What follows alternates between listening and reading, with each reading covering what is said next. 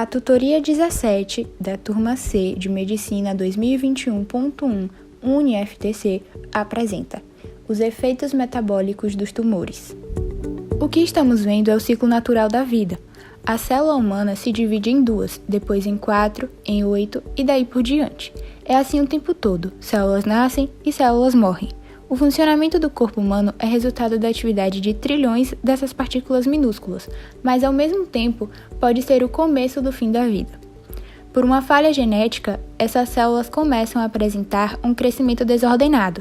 Daí surge uma massa chamada de tumor. Quando não evolui, ele é considerado benigno.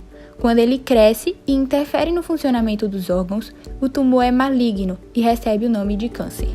O câncer surge a partir de uma mutação genética, ou seja, de uma alteração no DNA da célula, que passa a receber instruções erradas para suas atividades. Essas mutações dão origem a células cancerosas capazes de proliferação desregulada, autônoma e infinita.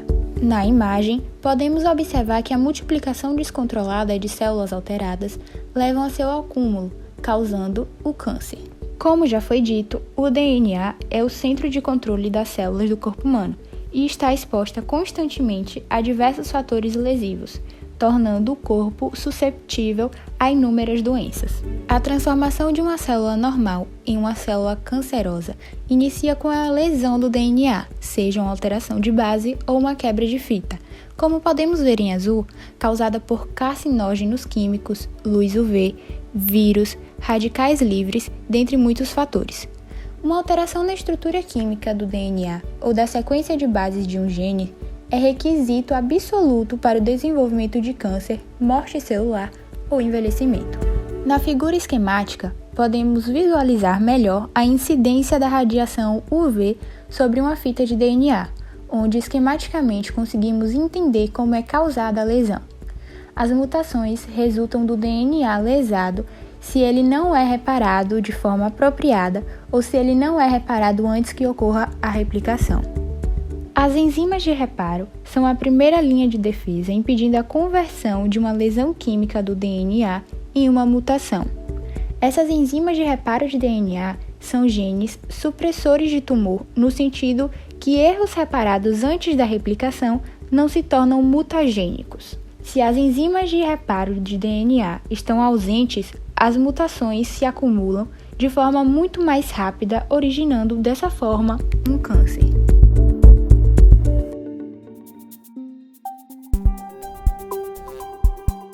Não podemos falar dos efeitos metabólicos dos tumores sem falar da proteína P53. Mas quem seria essa P53?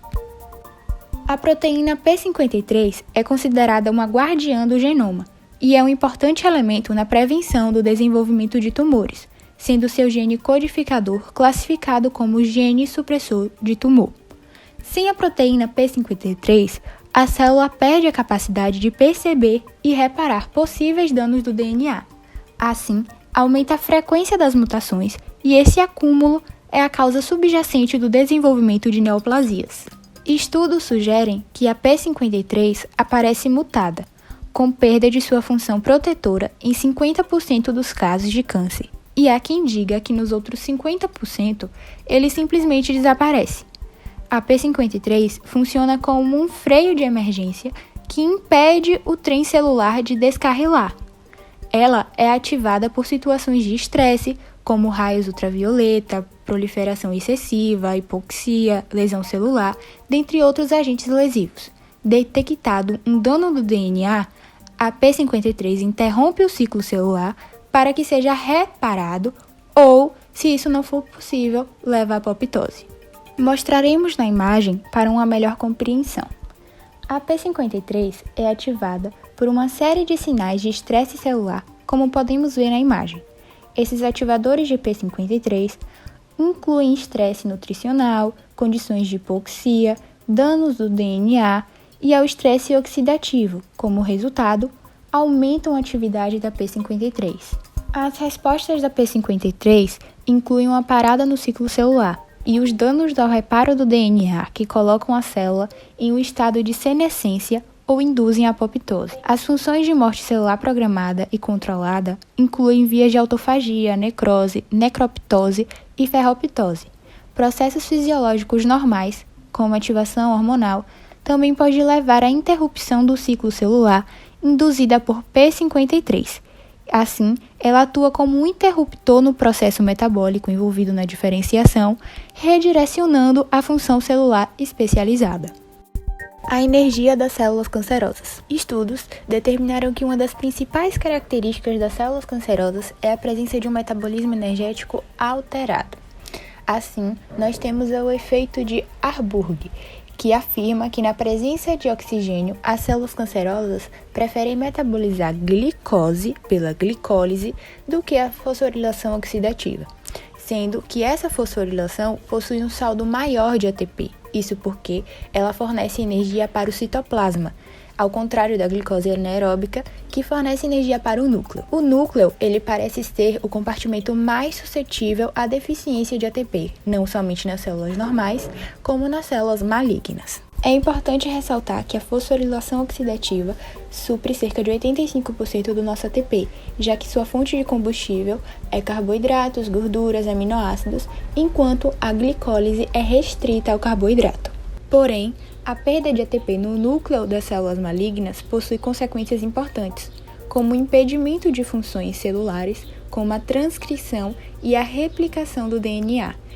Assim, há o predomínio da fosforilação oxidativa sobre a glicólise, o que provoca a queda do ATP nuclear. E as consequências para o hospedeiro com câncer, nós mesmos, serão benéficas, porque a diminuição da energia para o núcleo provocará grande diminuição da proliferação celular maligna e apoptose. Por fim, a queda do potencial transmembrana desencadeia a síntese de DNA e dispara a multiplicação celular por mitose.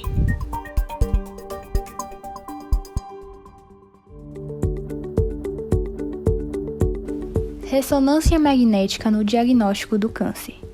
A ressonância magnética é um método de diagnóstico por imagem que vem mostrando significativas evoluções nas mais diversas áreas da medicina, especialmente em oncologia, incluindo diferentes etapas da avaliação oncológica, como detecção, caracterização, estadiamento, avaliação de resposta e acompanhamento pós-terapêutico.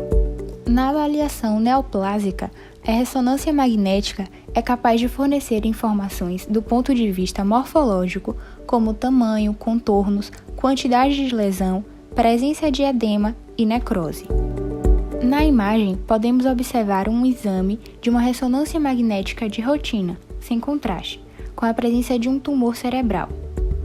Alterações fisiológicas e do metabolismo celular não costumam ser identificadas com as técnicas morfológicas empregadas na rotina. A ressonância magnética permite o estudo das vascularizações das lesões através da administração de contraste. Os tumores malignos apresentam novas vascularizações, as neoangiogêneses, tornando-os hipervascularizados.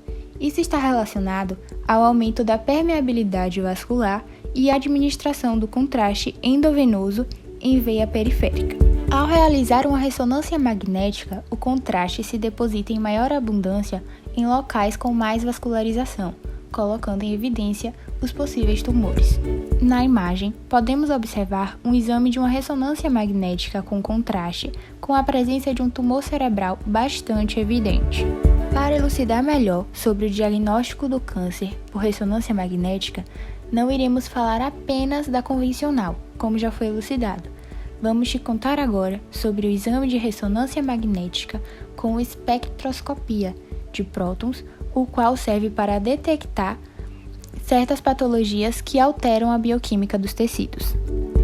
A espectroscopia por ressonância magnética avalia a distribuição e níveis de metabólitos normalmente encontrados nos tecidos saudáveis e o aumento dos metabólitos habitualmente detectado nos tecidos tumorais. Creatina, colina, lactato, citrato, N-acetil-aspartato e adenosina trifosfato são exemplos de metabólitos alterados encontrados e têm seus resultados apresentados em forma de gráfico. O aumento nos níveis de colina, considerado um marcador de proliferação celular, associado à redução nos níveis de creatina, considerado um marcador de processos energéticos, e à redução nos níveis de N-acetil-aspartato, considerado um marcador neuronal, tem sido encontrado nas avaliações de neoplasias cerebrais. Vejamos na imagem 1, um tecido normal, onde o pico de N-acetil-aspartato, que domina o espectro, supera os níveis de colina e creatina. É importante dizer que o N-acetil-aspartato é um metabólito exclusivo dos neurônios. Uma redução nos seus níveis é uma indicação de um insulto neuronal. Agora, vejamos na imagem 2, que no tumor há um grande pico de colina, que domina o espectro próprio de tecido neoplásico.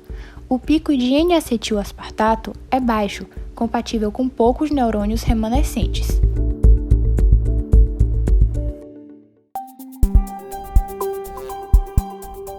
Agora, iremos te falar um pouco sobre os marcadores tumorais. Os marcadores tumorais são substâncias usadas como indicadores de malignidade, que passam de células neoplásicas ao sangue, urina e tecidos biológicos, cujas alterações em suas concentrações estão relacionadas com a gênese e o crescimento de células neoplásticas. Junto com outros exames, o marcador tumoral pode ser utilizado para ajudar a diagnosticar o tipo de câncer, acompanhamento após o tratamento e, em alguns casos, para monitorar a recidiva tumoral.